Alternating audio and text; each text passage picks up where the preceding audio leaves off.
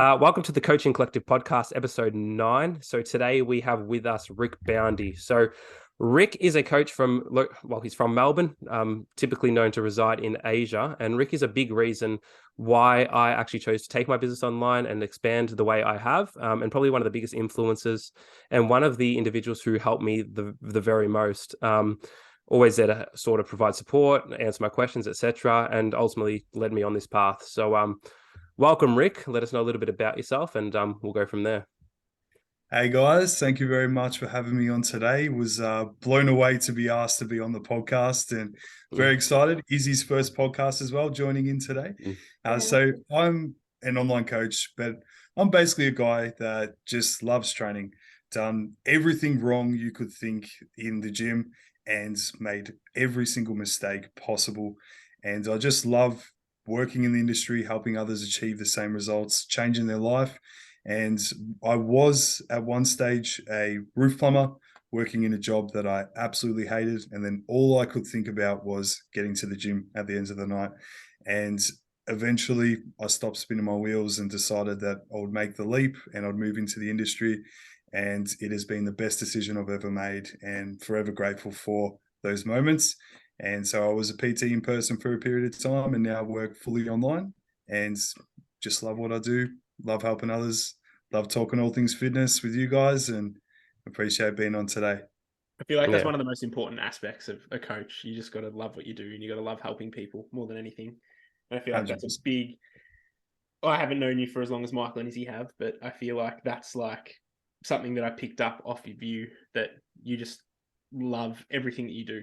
Like, and you put everything into, and you just have your own little sort of routine that you do and you set up, and it just goes to show how much you actually love like the industry and sort of everything you put into it. That's it, man. Like I get questions oftentimes about like, oh, what's the end goal? And it's like, I'm in that. Like I don't In the have end an goal. end goal. I Mm-hmm. love what I do. Like I actually love coaching. And I've had conversations with people who coaches and they complain. It's like, what are you complaining about? Like we have such Mm-hmm. It's a amazing good, job and we're helping yeah, other the job's people. good as. And I just yeah, so I'm just living my dream and what I really want to do. And like you mentioned, man, like I just love every aspect of it. Mm-hmm. Yeah, because obviously we had a discussion about when you were working as a roof plumber, and it was sort of like me when I worked the corporate role, and you sort of all Mhm. day you just thought like this can't be it, man. Like this can't be it. Yeah. Yeah, yeah. Yeah. And then when you're sort of out of it, you look back and you're like, fuck, like dude, I can't believe that's where I started, you know? Can you reflect on those times as well and think about the value that's provided now that you're a coach? Yeah, I think that for me is one of the main drivers as to why I do work as much as I do, because it's sort of like I know what the other end of the spectrum looked like, and it's just Yeah. like I would not go back to that. No matter you could say this is what you're doing forever. Here's 2 mil a year. Have whatever you Yeah. want, and I would say fuck off. Like this, And I no thanks. remember Yeah, waking up yeah, at 4 o'clock in the morning. mm, I'm at Star Trek and I'm just putting boxes on a belt. hmm That's all yeah, I'm doing, nothing hmm else. And then I remember those thoughts exactly. Is this it? hmm yeah, And I think you guys might all be able to relate where it's like we learn from what we don't want to do. I'm terrible at hmm knowing what I want, but I'm hmm very good at like knowing, all right, I don't want Don't that. want this. So Yeah. hmm what else can I do from here? hmm Yeah. Yeah. Yeah, because I remember when I was working that job, I was doing like coaching on the side, and I was like, fuck, I wish I could do this full time. Yeah. Like, but then like you know what it was like when you started as that PT in the commercial gyms, you sort of led to believe. To be fair, PT is not sustainable. I'm sure you can sort of resonate with It's that. Yeah. it'd be a tough thing to Mm. to do extremely long term. Yeah. Yeah. But you're sort of told at the time like that this industry is not one that you can actually go long term and excel in. And you can't do it when you're 40. Like that's Mm, what you get told. But then sort of like you sort of defy those odds. Now it's a bit more mainstream, obviously. yeah. I I think think it's Yeah. you one can. of those things that we get told by society that's like, oh, this is Mm, normal. But Yeah. if you're mhm, passionate and you love what you do, there's always a way to make mm, it work. of And course. Yeah. hopefully when I'm 40, I'll still be doing, Mm, in the mm, industry, coaching mm, in one way or another. Yeah. mhm. And that's the goal Yeah. for sure. I feel Mhm. like it's like with PT and coaching, there's such a contrast between the two. Like you definitely, I like, because I do both at the moment, and like I look at PT and I sort of get there, and I think to myself, like I could not do this till I'm honestly, I'm 25 now. I sort of sit there and think I can't do this till I'm 26, to be honest with you. Mm-hmm. But like, it's a battle. yeah, it's just one of those things where there's such a difference between coaching and PT, and I feel like people don't realize the difference between the two. There's a huge difference for sure. Yeah, it's just so much. I feel like PT, like people think it's like coaching can drain it out of you, but like PT really does. Mm-hmm. Like it's full on. Like you're on your feet, you're constantly moving around. Like at least with coaching, when you do have downtime, your downtime's sort of your own thing. If that makes sense. Whereas PT, you don't really get the PT is where the coffee addiction came from. Yeah, it doesn't excite me at all. You guys might have been quite similar, where it's like you got to rev up, you got to be high energy. If someone's like paying for your time for that 45 minutes an hour, you can't just be like chill. Yeah, so just constantly just up down, up down, up down. And eventually it did get to the point where I had that moment when I was working on the PT floor, and it was a bit like, is this it? And then I thought, okay, what's next? Yeah. Well, that's exactly what happened with me. I remember, like, I've told this story before. I might not have dropped your name with it too, but I was like that before I went to Thailand last year, like so before April. I was doing PT. I probably had like 25 coaching clients, maybe 30, maybe, but it wasn't stable because I had no structure around it. And then I remember going away and thinking like, nah, this can't be it, man. And then obviously we messaged and I'm like, oh, when are you coming home? And you're like, I live here. And then like how the fuck do you do that? And they're like, oh, what do you mean, man? You can do it too. Like you have plenty of clients. So I'm like, oh, maybe I can. And then I got home and like that was literally like I was like, nah, this is what I'm going all in on. This is what I enjoy. This is what I want to do. And after a million questions back and forth to me. Oh, fucking a million questions. The worst bit is I could imagine. Yeah. I was going to send through an invoice to him at one stage. Mate, sometimes I was considering it, mate. Oh, should I do it? Should I go online? Should I go? Oh, should I do this? Should I go overseas? Sometimes he'd reply to me, "Hey, man, you've asked me this before. Like, is there something like you didn't say it like rudely? It's like there's something you didn't understand." And I'm like, yeah, man. I just need to double check. Should have just said, "Hey, bro, just scroll up a little bit." And it's there.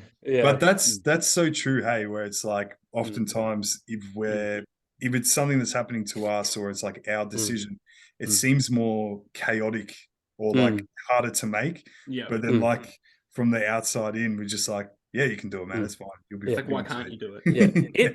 In fairness, man, like that was really not chaotic at all for me to do it. Like it went so much smoother than I thought. Even like we obviously discussed the restructure with the calls the other week. Yeah. Like I was expecting just like havoc, but like nothing, man. Yeah. It's a bit of a pain to have to remind some people to check in, but yeah, I'm sure everyone goes through that. Yeah. Part of the journey. It's like, take the good with the bad. And I don't think there's a coach out there that doesn't experience that. Yeah. Yeah, because obviously you helped me with that as well. But obviously we've also touched on before your experience at like Good Life. Probably an interesting one to touch on. I know we didn't really go into this too much, but we did touch on it. Just the culture amongst the trainers in places like that. Obviously, for anyone listening who's probably like down that path, like maybe where you were, where I was, the difference between me and you, I never had to deal with that commercial style, everyone's in it for themselves kind of thing. Do you want to touch on what that was like for you? Obviously you did quite well with it, but like maybe even for some of the guys who you were alongside who struggled a bit more. So while I was working at Good Life, I did find that whilst I was there, it was a very common theme that I would see new trainers come in, high hopes, they've got this dream sold to them in a way from Good Life. They're fresh out of their PT course, they're super excited, and they would come in, and then before you know it, they would come out. And I would see this time and time again. And what I would usually find is these individuals would usually place a lot of their business in Good Life's hands. And they would complain a lot about like, oh, I'm not getting these leads that Good Life promised. I'm not, getting as much like calls that I can from potential members. And one thing that I noticed is that I think I did very well upon reflection is I viewed it as Good Life's not helping me. I viewed it as I'm here, I'm running my own business, I'm going for my clients.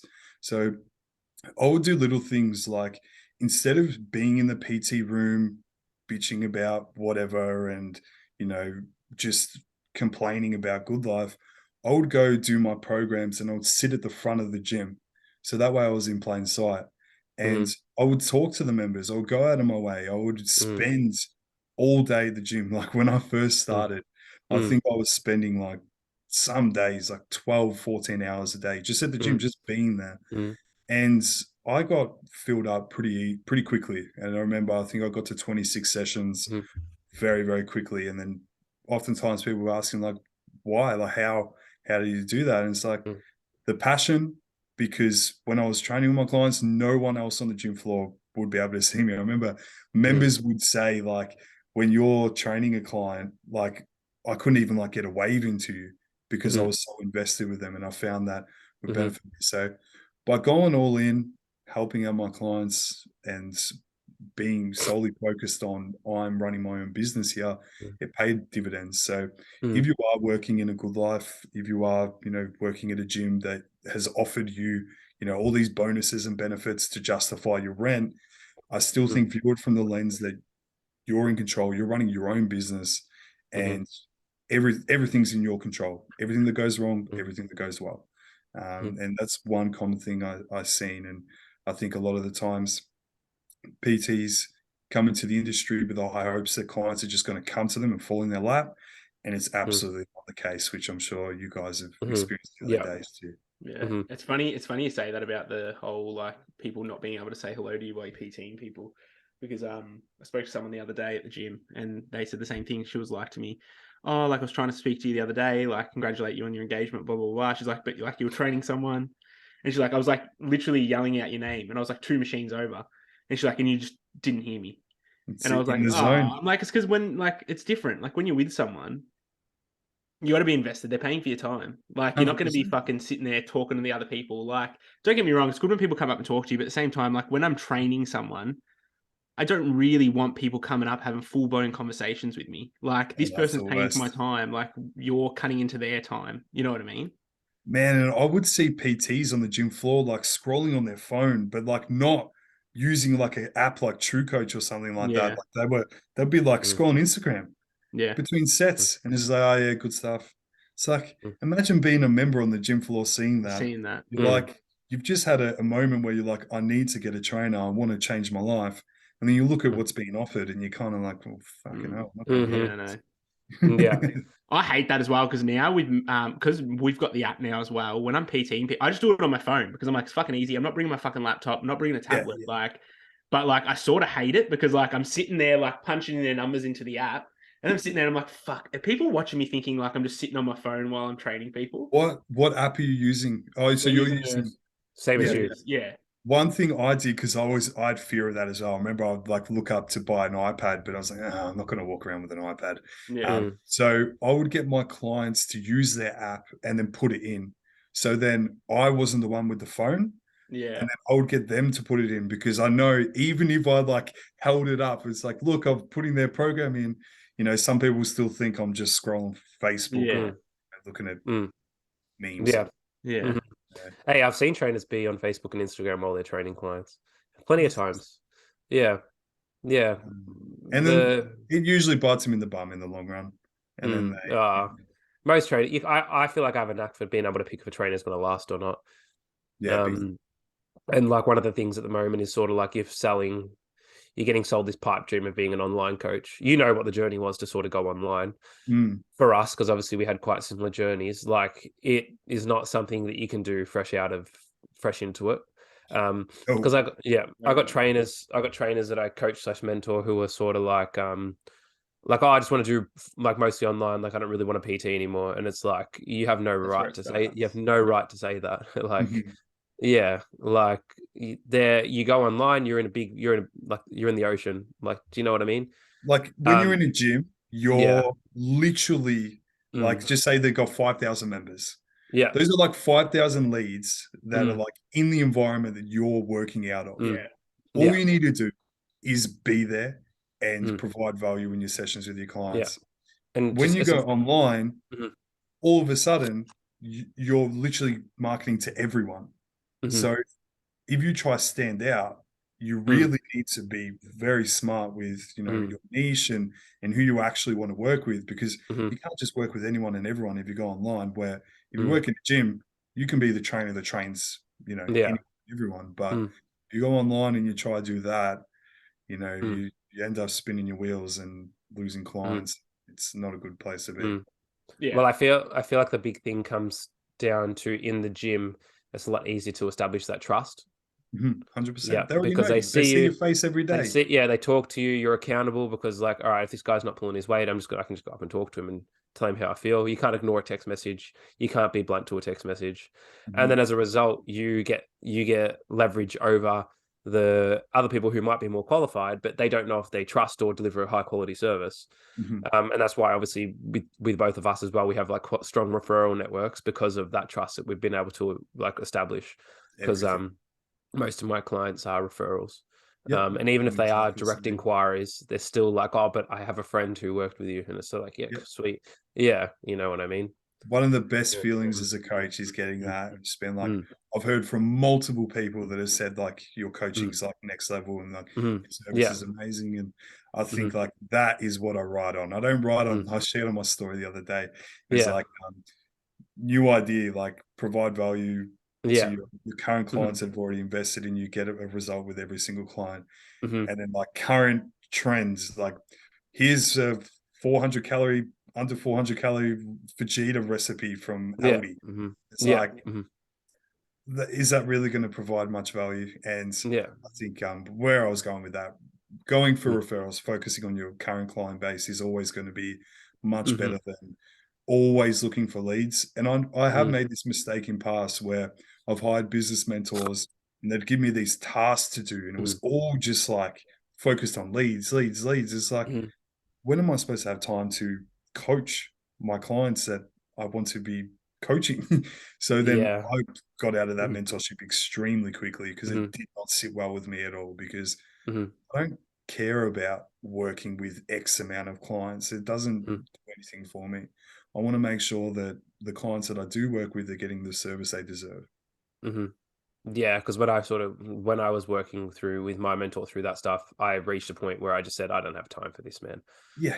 Yeah, we obviously had One, this it was literally discussion. like, we had this follow discussion a yesterday. certain amount of people at like local gyms near you and then message this amount of people per day at those gyms. Like, that's not me. I'm not like going to reach out cold. Like, if someone wants to work with me, they want to work with me. And I don't want to be like just spending more time chasing when I could be, learning more to help my current clients, or, just keeping in touch with my clients more frequently too. Yeah, of course. Yeah, I've actually set a task now for myself where I try to reach out to everyone as many times, like multiple times per week. Yeah. Because I feel like that's just, because I'm sure you notice this as well when you got the online clients. Obviously, you have a good proportion of clients who are right on you anyway. Like they'll message you pretty regular updates and stuff like that. But some of the ones you don't hear from outside of the check-in, you almost feel that relationship sort of, how do you say it? It's almost like, you know what I mean? You feel I feel you feel a disconnect.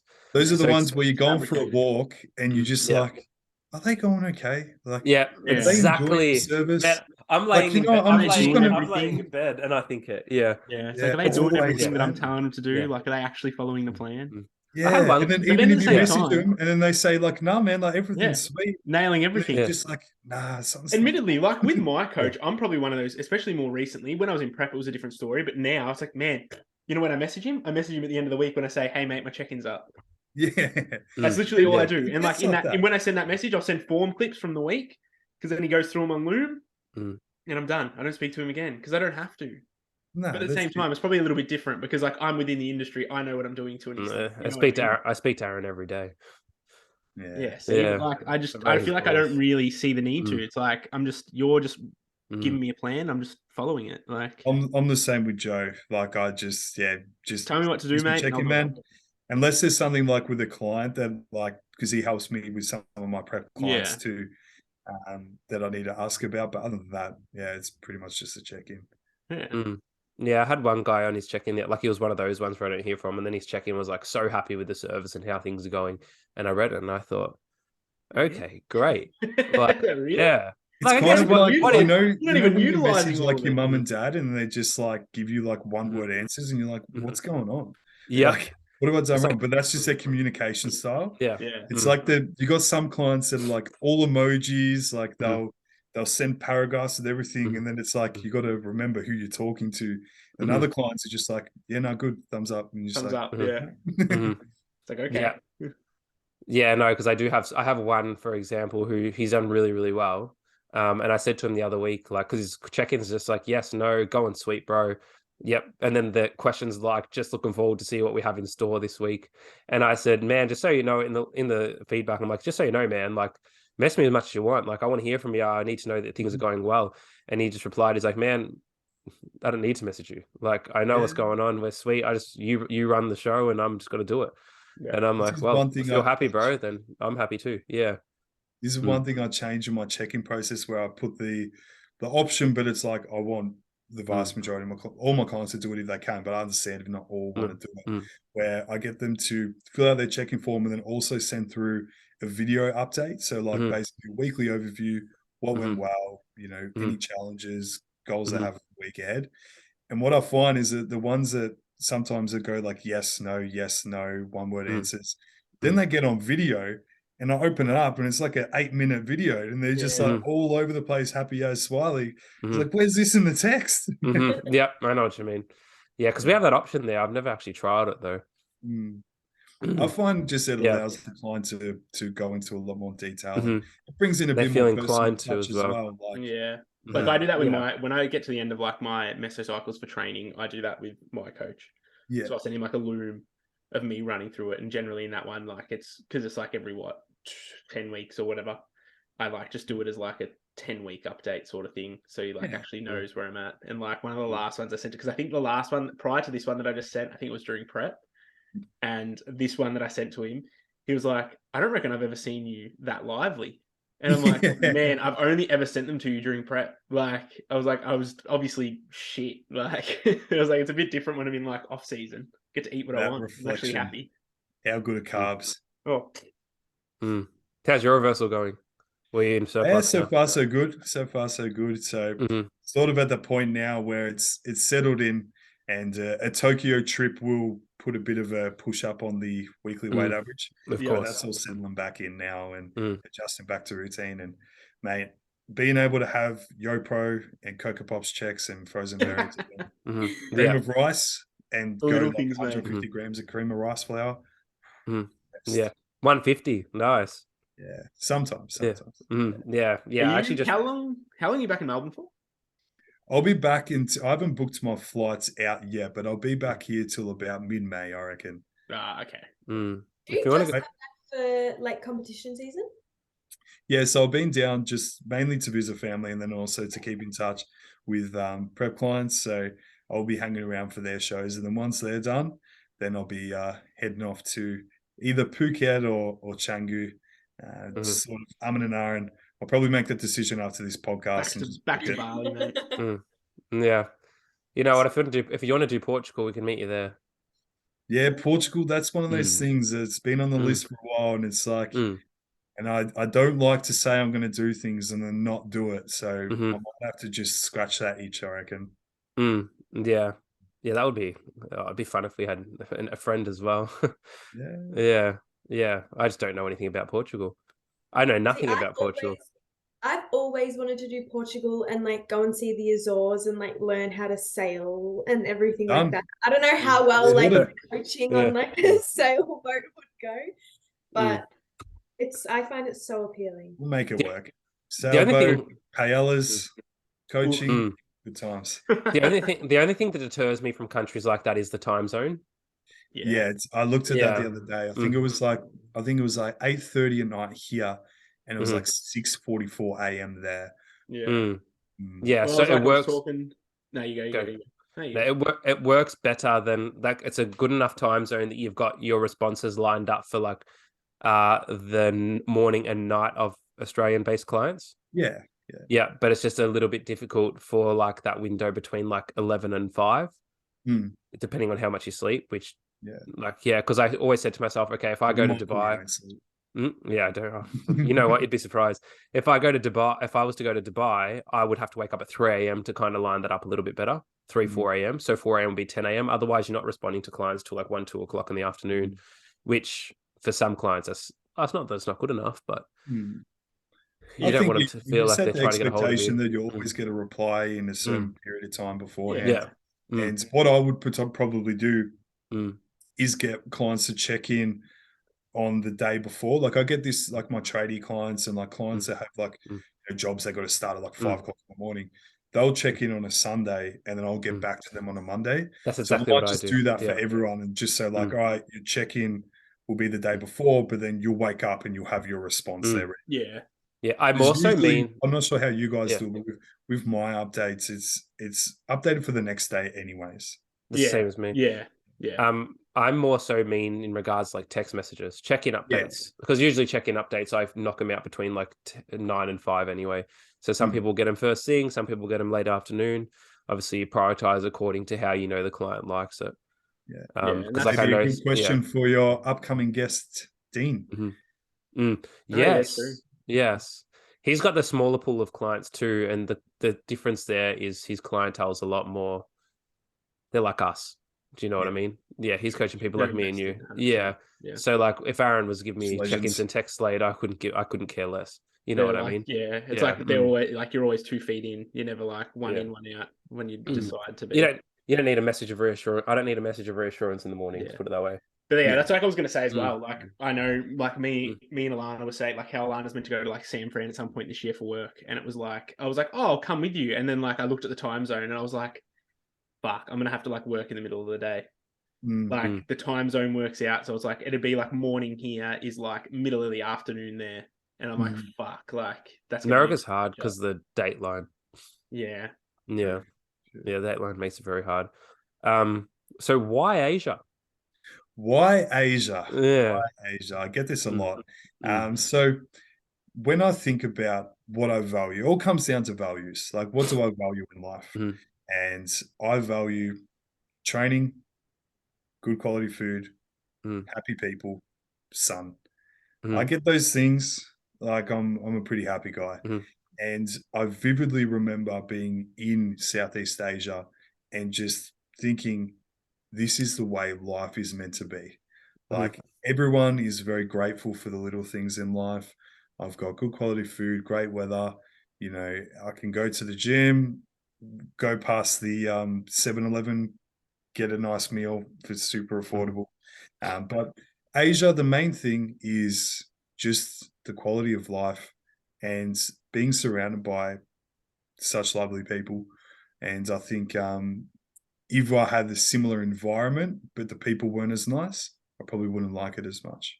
So I think just being surrounded by so many people who really understand the true things in life that are very important has been amazing for me and my mental health and my personal growth being surrounded by.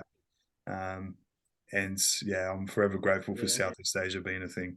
Man, it's just funny because it's like Western culture kills that. Like Southeast Asia, it's like these people have nothing, and they legit wake up every day and they have a smile on their face. And you have people here who, fuck, something doesn't go their way and they're fucking depressed. No, like, it's a Western machine, mate. It's just ridiculous. It makes it so hard to integrate back because I don't know. It's human nature. It's easy conversation to like complain about something like, the weather's shit. This is shit.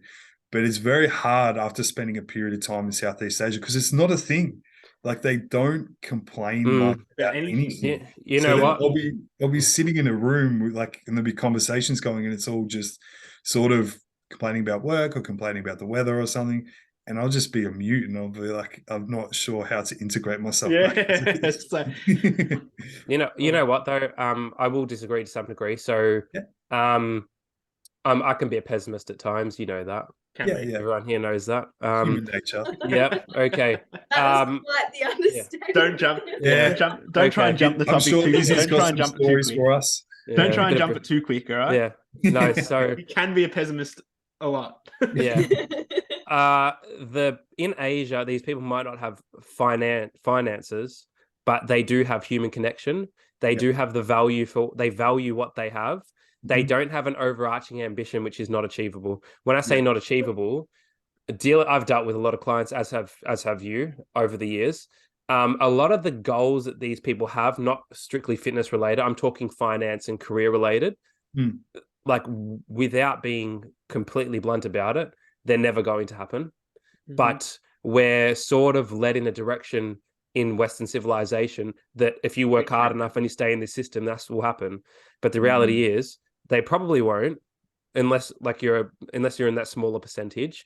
And the cost of that is you lose your human connection, you lose your gratitude for what you have, you're constantly striving for more. And I Mm. feel like that's what drives the negative attitudes of the Western culture. A Mhm. lot of people will say, we live in Australia, we live in England, because England's obviously similar, parts of the US, whatever. We're grateful here, we're grateful here. My question is, are we really grateful? Mm. I believe we have a high quality of life for when you look at the shelter over our head, the availability of things, whether that be a vehicle or clean food and stuff like that. But do we really have a high quality of life when we're so trapped by what it takes to sort of have those things? It's just Mm. like it's just Yeah, it's and it like it's a rat have we race. spoken on the podcast about this before? It's literally like the civilization is, and it's like I think I've told you about this as well. I've spoken to one of my clients from Nepal, Mm. and how it's like we were talking about it in Western culture, and it's literally you wake up, you go to work, you come home, you go to bed. And You you're meant wake to hate up, it, and it's like go to accepted to hate work, your job. come home, and go to bed. And then it's like you get to the weekend and it's like, fuck yeah, it's the weekend. I'm gonna go do XYZ. And then it's just like that, what you're living to look forward to the weekend. Like you should be looking forward to every day. Mm. Like it shouldn't just be the weekend. And then he's just like telling me how over there it's so different. It's like here you walk outside and your neighbors are there and your neighbors don't even look at you. But Mm. like in Nepal, he's like, the people live 2 kilometers away and you know them. In Like, Bali, when I'm going for my morning walk, they're almost like ready to take my headphones off just to say hello to me if I walk Mhm. straight past Yeah, them. Like it's yeah. just this. I feel like just Western culture sort of drives, and like I've sort of learned that as well from being when I went to Bali with Michael and Izzy, and I literally went for a week, and like from meeting like you, I met like James, like all those guys, and it's just so different. Mm. Like, and I feel like it breeds a different person as well, just from Excellent. being there. Like it made me. I went there and I wanted to come back and be better. Yeah, You know what I mean? that's I why I just don't love know. it. And like ever since, and literally, I literally went for a week. It's not like I was like Michael and Izzy went for 8. I went for a week, and I'm still convinced that going there for that week changed me Yeah. from when I came back. That's why if anyone ever asks me like, "Oh, I'm thinking about doing it," it's like just do it. Yeah, Mm-hmm. Because worst case scenario, you go and then you realize, oh, it wasn't what I thought it was going to be. But you're going to come back with a whole new perspective. You're going to see things from a whole new lens. And by default, that's going to increase your quality of life back here, yeah. or wherever that is that you're Mm.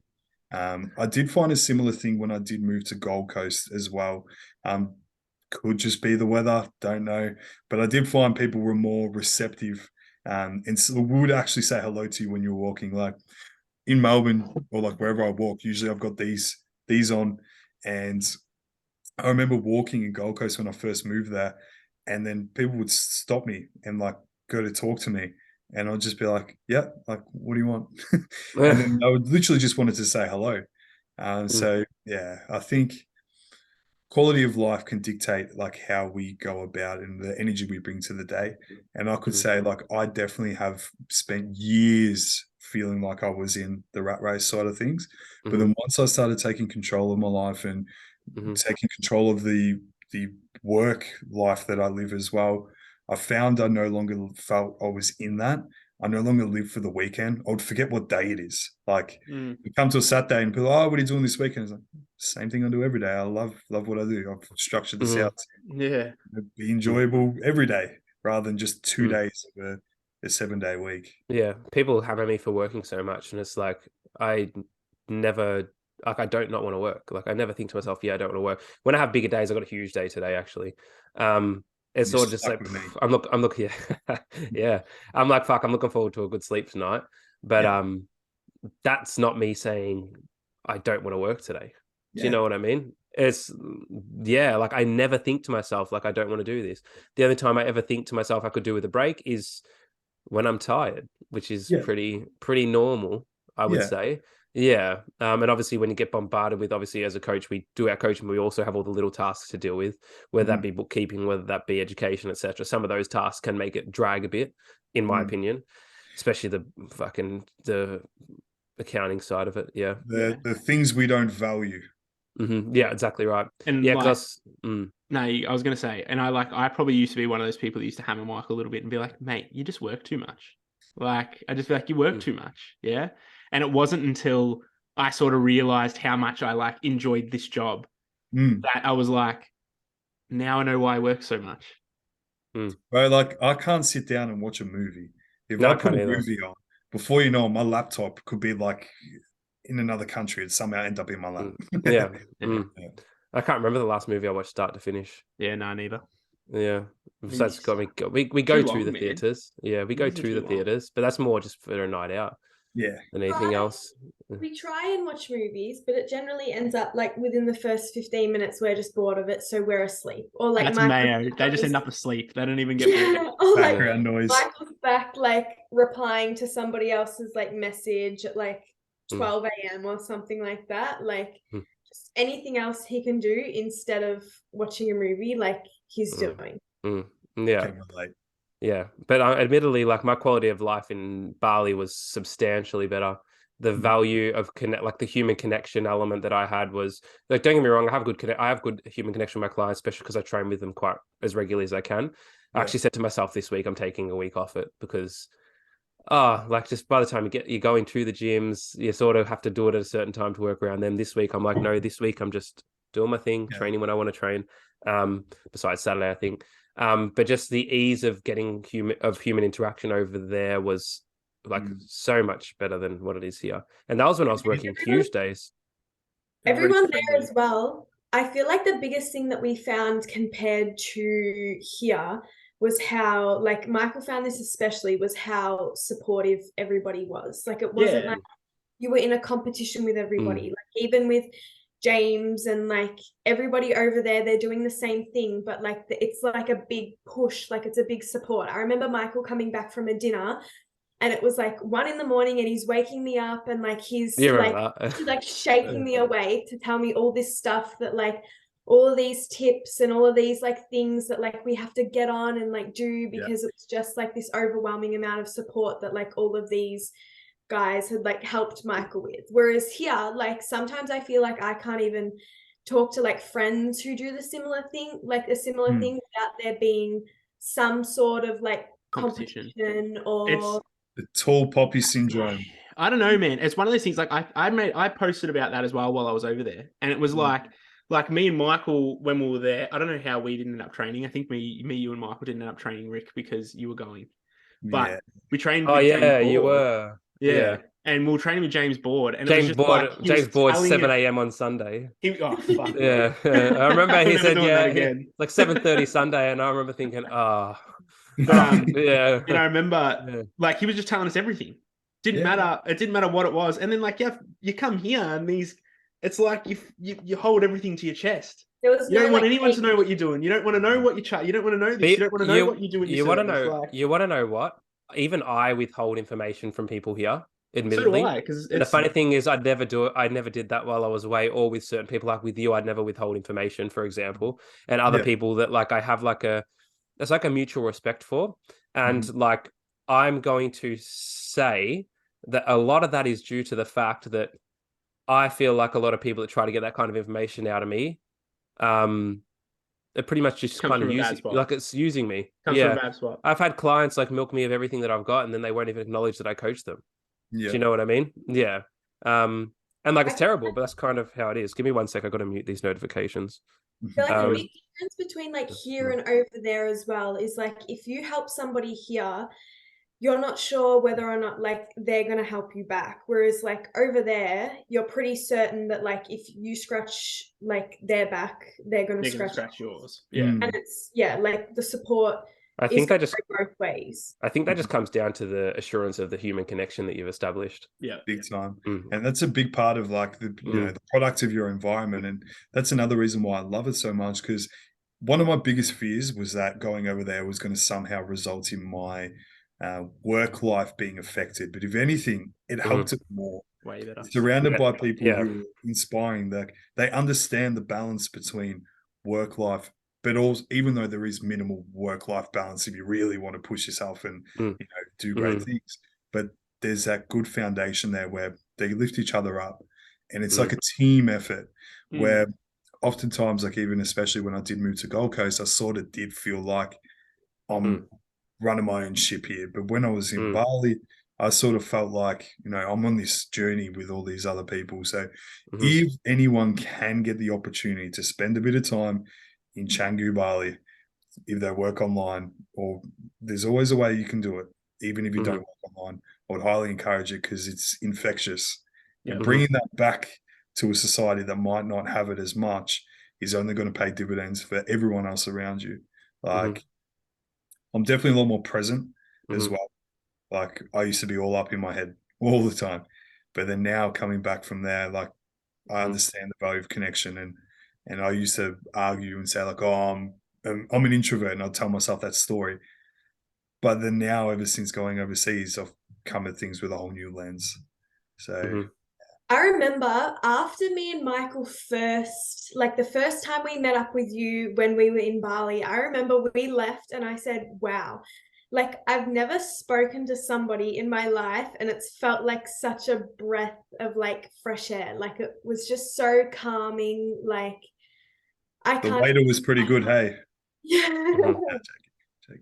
Thank you. It was it was so different. It was just so different. Did you find going from sorry, this is like random, but did you find your first ever like longer overseas trip to work, was there any big like mental barriers that you faced prior to going, or were you just like, no, like I'm just jumping straight into it, like all in? My biggest fear with going overseas was not myself. It was more so the way my clients were going to perceive it. So I had a huge fear, and I still do all the time. I'm very hesitant with what I post on social media because of this. I'm even hesitant to go again for that reason. I'm just worried people are going to think, we'll go on, you go on. He's going. Yeah. So I basically sent out a message when I first decided that I was going to go to Phuket in 2021. I think it was maybe March.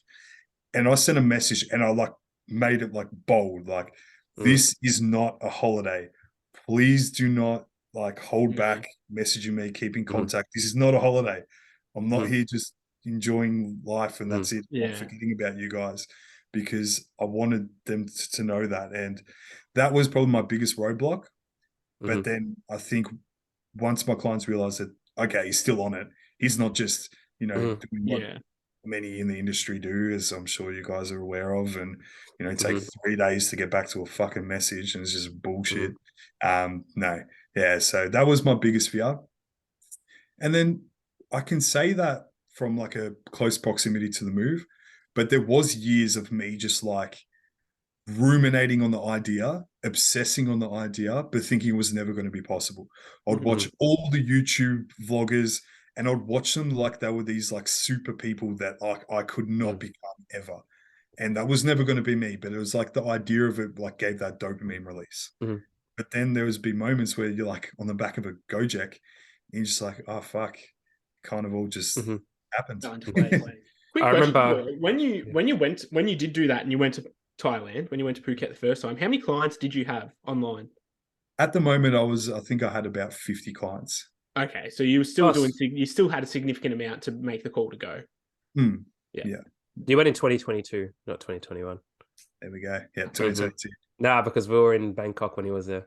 Oh, I was just because I just thought to myself 2021. I think we're in lockdown. Yeah, I was going to say we're in lockdown 2021. But then he said March, and I was like, in March we went in lockdown, so that checks out. We went into lockdown in like July.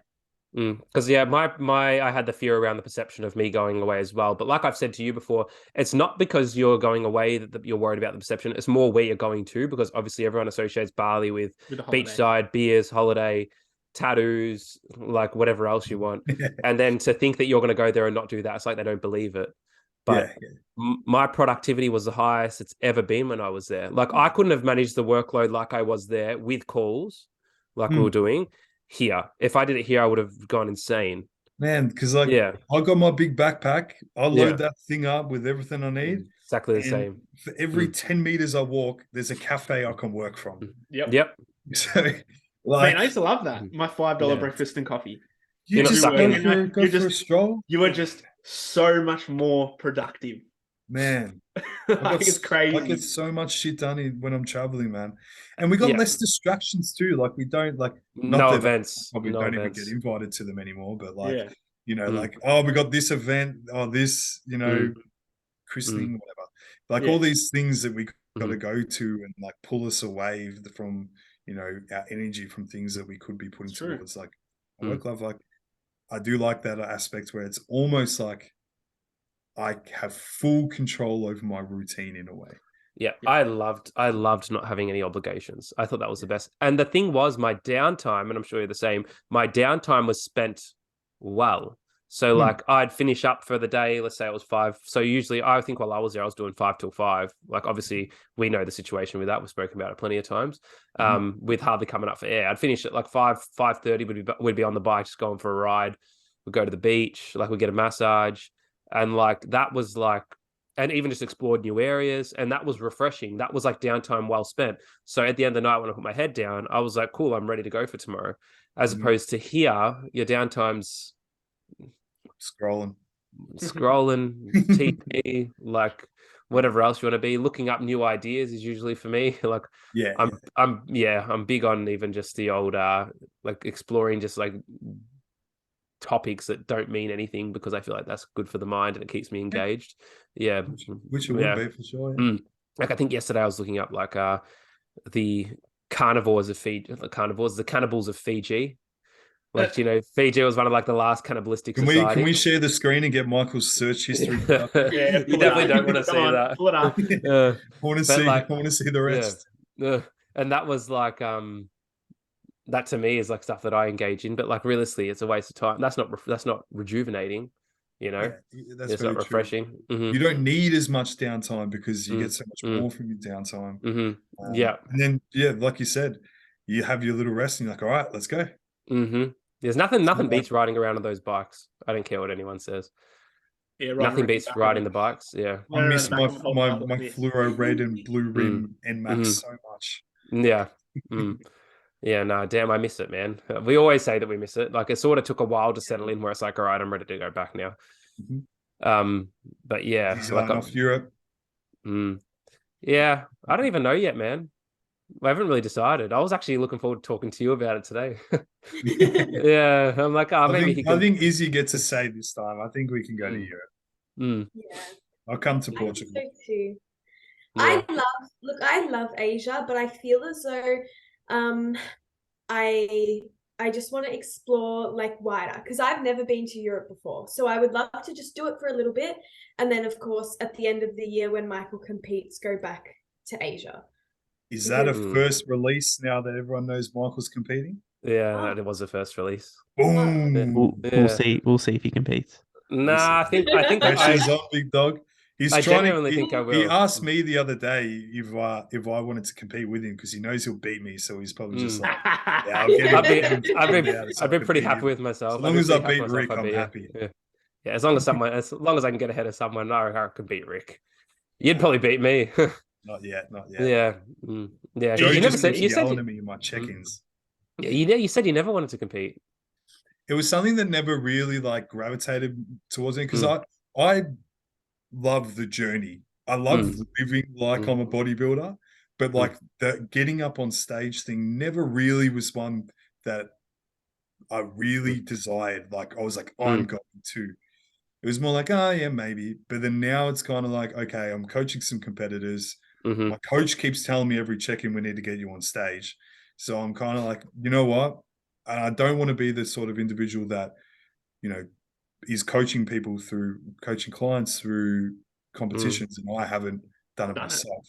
Although that doesn't dictate whether someone you're a good coach or not. Yeah, 100%. Like Joe, if you're listening, not aware, Joe Jeffrey Physique Collective, like he hasn't. I don't even think he has stepped on stage. No, I don't think he has either.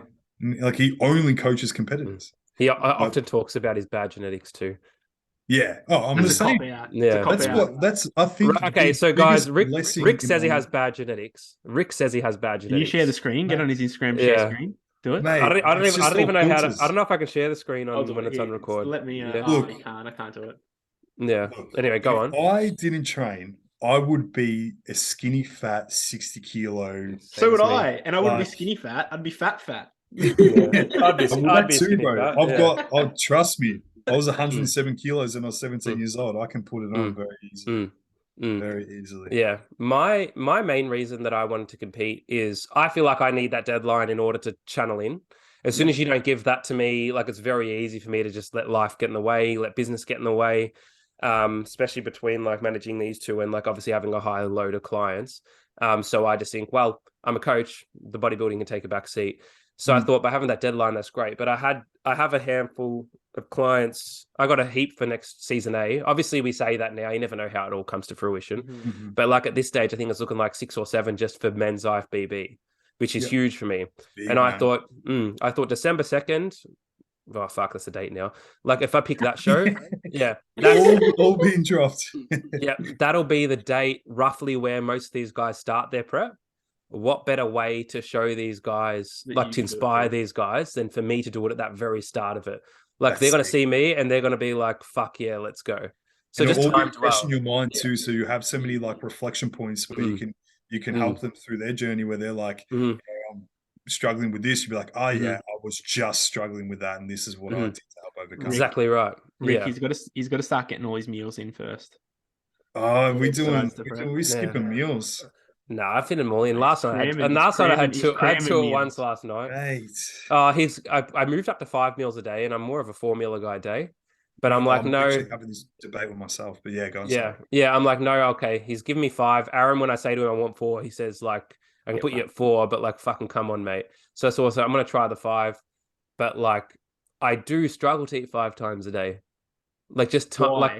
time wise. I've got- Wait. I'm gonna coach you right now. Why do you struggle to get 5 meals in a day? What time do you wake up? I start time my do you wake meal. up? I start my first meal too late. That's usually why. Okay, Yeah. so you wake up at 8 o'clock. That should be the Mhm. first thing you do. Yeah, That's my first one meal. gone. My first meal Next today meal? was at 8:45. Next meal, an hour Yeah. before you train. Set alarms, Second bro. meal, hour after you train. As soon as you get home, you cook it. That's 3 Today's- meals done. You only have 2 to go. Today's a go. rest day, so I think I'm 4 meals today. Yeah, thankfully. Yeah.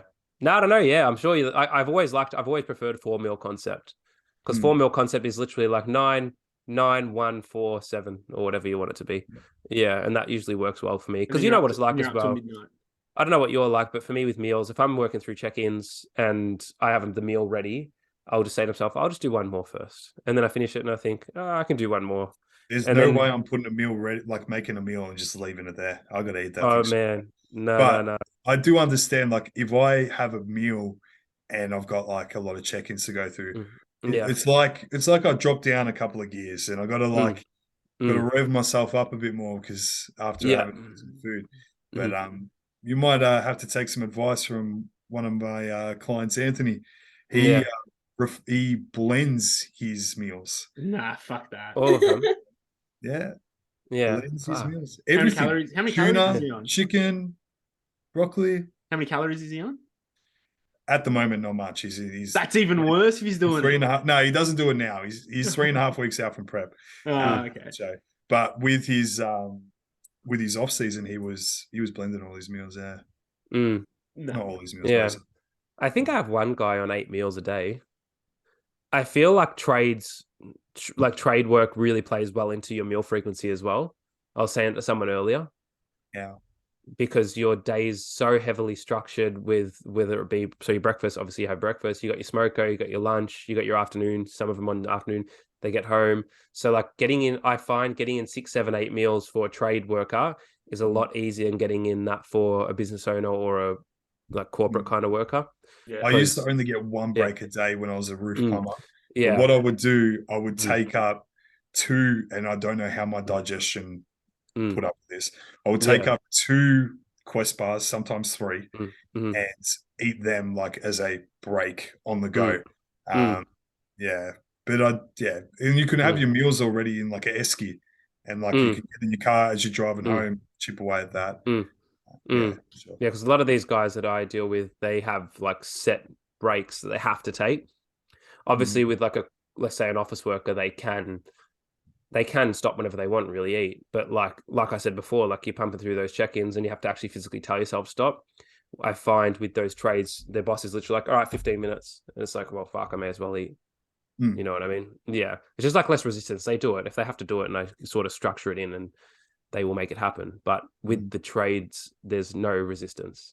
Do you know what I mean? Or no challenge with it. Some of them are just like, yeah, I want to eat more, mate. And it's like, you're on 5,500 calories. What are you talking about? Yeah. Like what Lucas Limberatus was on like 6,800. It took him a while to get sick of it. A very long time. I think he put on like very expensive. On a shitload away. I reckon I could cap out at 5K. I don't think he gave a fuck about the money. I'd have to think about. Yeah. I don't think I have a limit. Oh, nah. In Bali, I was on 4.2, and that was starting to become like a bit of a job. Yeah. It's more the duration, I find. Like anyone can smack, 5K for a couple of days, but do that for months on end. Yeah, that's what it is. No, because exactly right. If you're doing it, like when I was doing it 7 days a week, it was probably more the problem was that foods became less palatable. Oh, yeah. So, for example, like when we're doing the chicken rice, like when I was at that kind of food, I wasn't hungry enough to look at chicken rice and be like, fuck yeah, like I want to eat this. It was more just like, all right, got to eat this. But if you like, for example, I'd get the eggs on toast every day. Remember that? Like, because I like really enjoyed that, it was like no problems. My oats in the morning, because I enjoyed that, it was no problems. But when it came to those meals, which sort of just got to fill the macronutrients with, it was sort of just like, ugh, how much better is it when you're not making the meal yourself as well? Yeah. Oh, that's what makes it easier. The waffles were nice. Shout out to Isabel cooking Michael's meals while he was in Bali. Yeah. Legend. Yep. Every day. She even did my oats sometimes. She'd melt the peanut butter in the microwave, and then she'd cut up the dragon fruit. So good. Yeah. And the overnight oats were a godsend. That were my favorite. Yeah. I don't know why I don't do them now. Give her some more calories. Yeah. Yep. I'd get on the bike. I'd get a Gojek to go get a banana flour sourdough, so it'd be there for his breakfast. Fuck, I forgot about that sourdough. One time I dropped that's it. In the middle of the road. Booking my flight back to Bali. Yeah, I know. What's the place called? Mardes banana flour. Yeah. Flour. I remember Gojek every day, fresh loaf. The best. No, that was the best. Yeah, just the sourdoughs. Can't remember the last time I had sourdough here. How good sourdough? Yeah. Anyone that just has like white bread that's just like tip top. I just don't get it. Oh, I don't either. I don't get it. I'd like to think I always, whenever I program it, it's always sourdough bread. I'm off the I'm off the best. I'm off the it's heavy though. Oat milk now. You're off it? I'm off it. I'm cow milk only now. Yeah.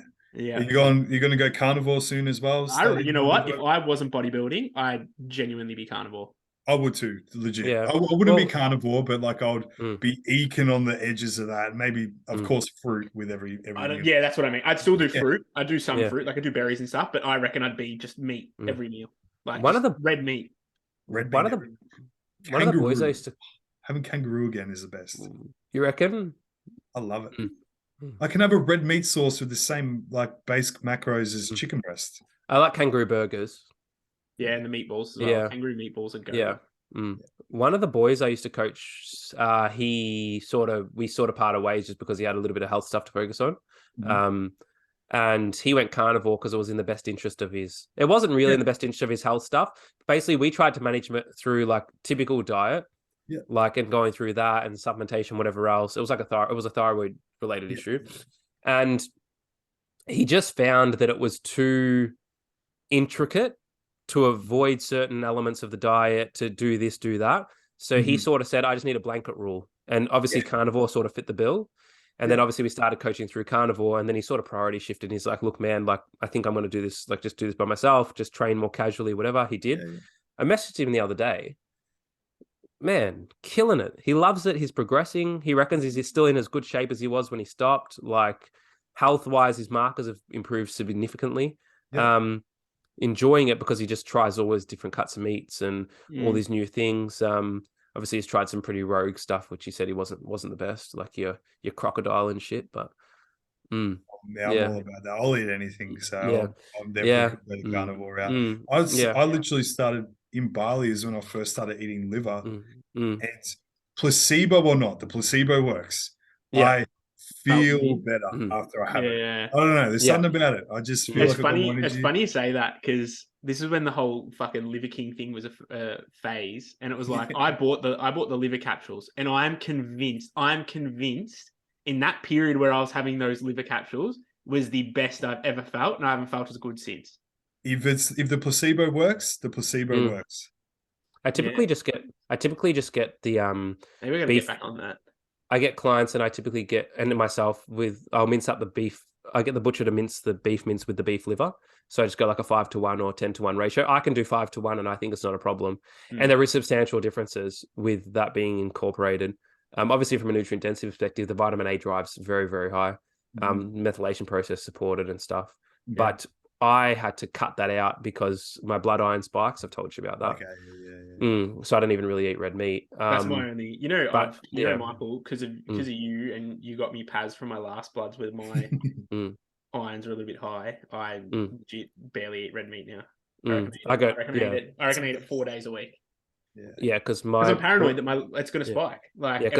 I'm convinced it's genetic. Yeah, because they seem to think it was genetic. It just never went. My blood iron never went high enough for them to class it as hemochromatosis. It was just under the threshold. Does that make sense? Yeah. Yeah. So then I basically now I just donate like just regularly just to sort of manage it, which I know that I'm due now because I can typically feel it a little bit. And then the labs were low enough. But I'm glad that happened, because if I get diagnosed with it, then you have to go through therapeutic processes to donate blood. And if I have to go through therapeutic donate processes, it's a pain. You have to like book it in. You have to go to the doctor. They have to check your labs, and it's like, ugh, sounds annoying. Yeah. But now I can't enjoy my steak like I used to, unfortunately. But back to the beef liver. I remember Michael programmed me beef liver like last year, and I would sit at work and I had it in like bolognese with mince, and like you can smell it. And I remember sitting, and people would walk past and be like, "Oh my god, that smells so good," and I would be there like gagging. Like, yeah, you have to thinking about the idea of what it is. You could see like the chunks I don't know of what it is. Yeah, and it's like these like tubes of it, and I would be sitting there like gagging down, and then we moved on to the beef liver. Rick, she tried to mince it herself. Oh, okay. Yeah. So that's why that happens. Was it like this with a knife? Oh, okay. On the chopping board? Didn't work out. And it's like jelly. It's so hard to mince anyways. So there was just like chunks throughout the whole thing, and it was disgusting. You have to bolognese it. That's the secret. I actually had a new client call last night, and he was telling me he eats it raw. Oh, really? That's Liver King. Really? On the Liver King for too long. Yeah. That's when I knew I had a good client on my hands. He's willing to do anything. Yeah. Okay. Yeah. Nah, man, I can hardly have it cooked. I feel like raw would be okay because it's just like jelly. You could just like you just swallow it. It's like an oyster. I reckon it'd be like an oyster. You'd legit put it in your mouth and just done. Yeah. We have a few points here, so we won't touch on all of them. But yeah, okay. I guess just run us through your morning routine, and then we'll go a little bit about like what your sort of future plans are, man. Obviously, we touched on that already, but he's got to bring up the salty coffee, doesn't he? That was the prompt. Now I get to talk about the salty coffee. This is his favorite. Morning routine. So like, I don't want to be known as a morning routine guy. I don't want to be known as. Well, guess what? Unfortunately, mate, this is my morning routine. You have changed my whole morning routine purely off knowing you. So. I just do what primes myself to have a successful day, to feel my best, to have the best energy, and get the things that I need to get done. So if I was to explain my morning routine, I find it starts at night. It starts before I go to bed. Yep. So I usually try to set up the environment to make things as easy as possible to get stuck into the day tomorrow. So little shit that like your mum or my mum used to tell me to do before going to school, getting my clothes ready so they're ready to go. I would write the power list, so like 5 things that I need to do the following day. Wake up in the morning, have a cold shower. Now, I could say this is because, do something very challenging first thing in the morning and it's going to prime you for the day. But really, it just wakes me the fuck up. And if I have a hot shower, I'm probably going to be like going on like slow motion into the morning. So I always just have a cold shower, and then always try get outside, get the steps in. Ideally, I try to like get ahead because at the moment my steps are 15K, and when my job revolves me sitting on a laptop, it's not something that just happens by accident. So I try to get ahead on my steps as much as I can in the morning. I don't listen to any audiobooks, podcasts, as tough as that is for me, because I find just having that dead space to just be present and just think about, what's going on for the day, being present, I find it primes me to have a lot more energy and focus moving forward. And usually just delay my coffee by 90 minutes and then, I hydrate. So that's the first thing I do. I usually drink a ridiculous amount of water that's probably unnecessary and shouldn't be recommended. And then I add salt with the water because salt is also going to help with hydration. I've gone on a tangent all over the place, but that's roughly about it. Cold shower, go for a walk, get sunlight in the eyes, wait 90 minutes for my coffee, hydrate. Yeah, setting the tone for the day is very underrated as well. I think like the first hour of the day and the last hour of the day are extremely important for quality of life, mental health. Like if I don't journal, I know. I see journaling as well. That's something I've actually haven't done for a long time. I need like a prompt. So like I Yeah. use the Resilience Project. They got like a 6-month journal. And they're just little questions, man, but they're powerful. Literally just be like, what went well for you today? I could have a day from hell, but then it makes me think like there's got to be something. And then I'll look at it and then it's like, oh no, this actually went well. This actually went well. And then it's like, what are you looking forward to tomorrow? And it helps you sort of like plan to have a good day. Of course. And there's all other ones as well.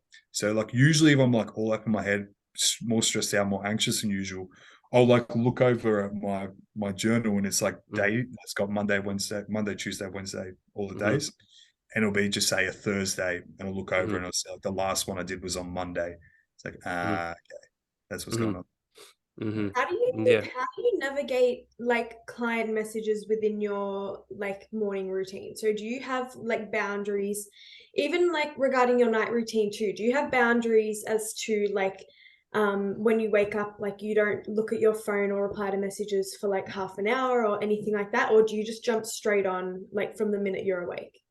I want my clients to get me at my best. So by default, I don't look at my phone at all during my morning routine. Once I get home from my steps, that's when I'll come into my room, get my laptop going, and then I'll do the replies. Because if I wake up and that's the first thing I do, I'm not going to be at my best. I'm not going to be as present. I'm not going to be, as attentive, focused, energized. So I don't. It's something that I constantly put pressure on myself. I'm always trying to keep on top of replies, but I also know that by default of me rushing in, my replies might not be as valuable as they would be if I just did my morning routine, hydrated, got some sunlight, got into the state that I want to be in and then go through them. And then at night, I just have like a time where I won't do replies afterwards. Do I stick to it all the time? No, but like I just have that as a rule, and then it's not a rule, but it's like a guide. But my clients are pretty good. Like I don't usually get late night messages. And the one good thing about being in Bali or Thailand, the time zone difference, it usually doesn't become an issue anyways. And it's more like my clients will be in bed by the time I'm like starting to wind. I liked that while I was there because my nights felt like after 8 o'clock, the latest, you're like done. Yeah. Like the phone does when not we come love up. what we do and we always want to work and it can definitely affect our sleep quality and our quality of life if we just I'll just do one more reply before you know it, you're researching some article to send over and you look at your phone at 10 o'clock and you're like exactly right. supposed to be at 9. Yeah. No, I find if you wake up earlier as well, typically you can manage it a little bit better because for example, I don't really get many messages before like 8 or 9 a.m. And if I do, it's because I've said to them, message me when you wake up. Or like there's some kind of agreement there where like they send me something when they wake up or whatever else. But obviously I know my early risers. What I typically do is I just go I filter mine to unread and then I just work through them. That's what I do now. Like maybe 3 or 4 times a day. Yep. At least twice I'll do that. Typically the most of them I can keep up with. But as you would know, like you obviously prioritize the ones that you know need a response and don't. So like, for example, someone here sent me his blood work. Like that's not something that I'm going to respond to as soon as I get off this call.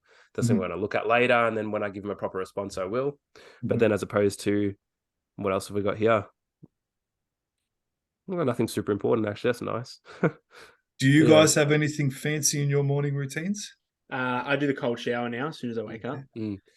To be fair, I've only just nailed mine because of the transition with the business. I've actually taken a few pages out of your book, mate. I do the cold shower in the morning. I don't do coffee till an hour and a half after I wake up. Yeah. Either. How's that been going so far? Good so far. It's good. The one that I have to adjust to the most is waking and sleep time.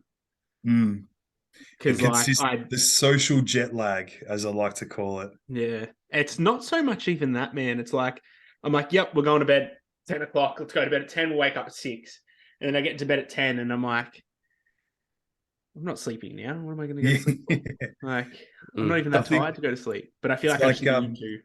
Having that flexible rigidity, where it's like, this is the goal, but if this happens and it just so happens to push past a bit, that's okay. Because I'm a stress sleeper.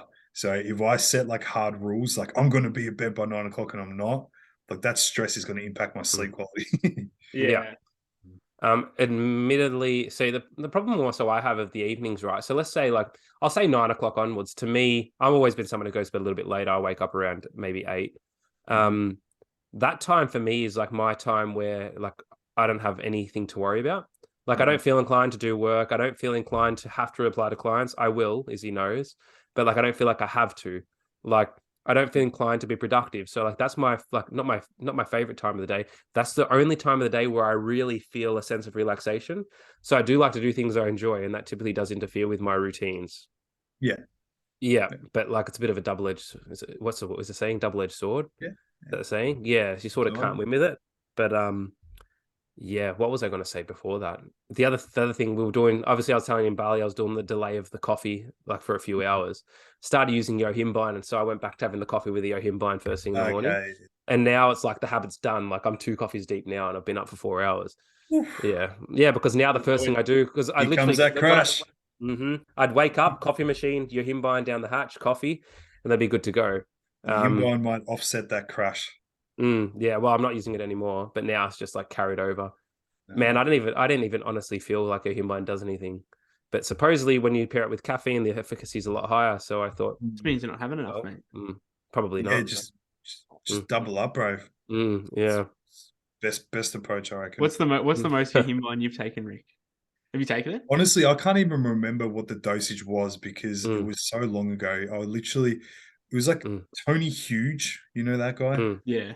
Like he sold the SARMs. Like this is when I was like naive. I think I wasn't even a roof plumber then. I think I was literally doing my like a pre-apprenticeship. I couldn't even tell you. Whatever it said on the bottle, I took it. Did I even notice anything? I probably wasn't even doing anything else right, so I probably can't even say. I was doing 24 milligrams in prep, and I wasn't feeling it. You just nothing. And Michael reckons he was having like 6, 9. Not really. I'd feel it if I did a pre-workout. I'd feel it because you'd sweat a little bit more. But like, I don't think it's worth its weight. Obviously, a lot of natural competitors use it. I know like Pro Coach and stuff are pretty big on it too. Yeah. As was Luke, as was John. But I can't see the weight in it. It's 0.1%. It's one of those things. Like it's like if you're with a client, if I know that they're financially in a position to sort of give it a crack, it's like sweet. Yeah. Not that it's expensive, but it's just more like I don't want to run. If someone's like a budgeter, I'm not going to run costs for the fuck of it. No. Yeah. Like I would say, give it a go and let's see what it does. A lot of them don't notice shit.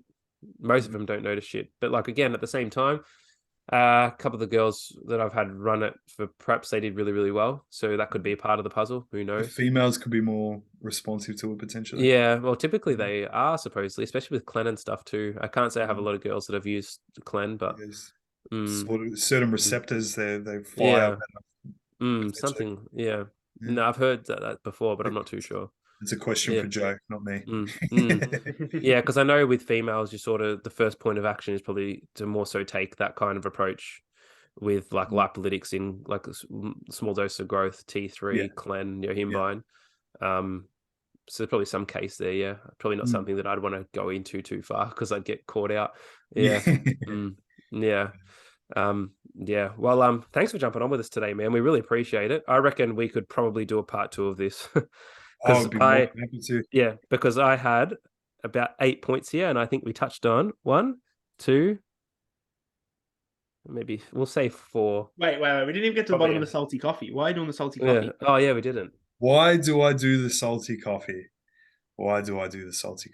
So everyone seems to ask this question thinking I'm going to have some amazing answer, and I kind of feel like a major letdown that I don't have an amazing answer. I just like the taste. Close. That's it. Yeah. I literally just love salt. Like I was at the point where when I was younger, when I was naive and I was scared of carbohydrates. I would only eat chicken and broccoli and eggs and protein. I remember my mum would make dinner and it would literally just be chicken and veggies. And she would put salt on the veggies and I would not eat it. I would lose my shit at my mum because she put salt on my meal. Now, I've got to give context here. I was probably like 15. So this was not recent. And now I put salt in everything. And I just really like it. Now, I also found by default that it helps with hydration, can help with a pump pre-gym. And I used to be one of those people, this is probably way too long of an answer. I used to be one of those people that used to like do the salt in their mouth with the pre-workout. With the pre-workout? So it's literally, I just like the taste. I like the bitterness of it. And then it can help with hydration, juicy pumps before the gym, and it pisses people off. It does piss people off. Oh, people. I get I've probably got death threats, I reckon, about the salty coffee. People get very upset. It makes no sense, does it? And most people that try it end up loving it.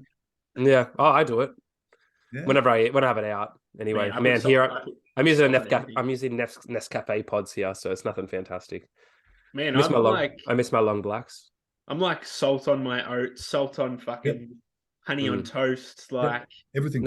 Everything, bro. Oats, raspberries, and dark chocolate and salt are underrated. You know what's better? Salt on cream of rice.